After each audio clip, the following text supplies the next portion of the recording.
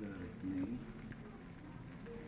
And her neck is all locked up, right, Sandy? In fact, it's killing her arm. The shoulder is just killing her. And she's been adjusted here before, so she knows what this is about.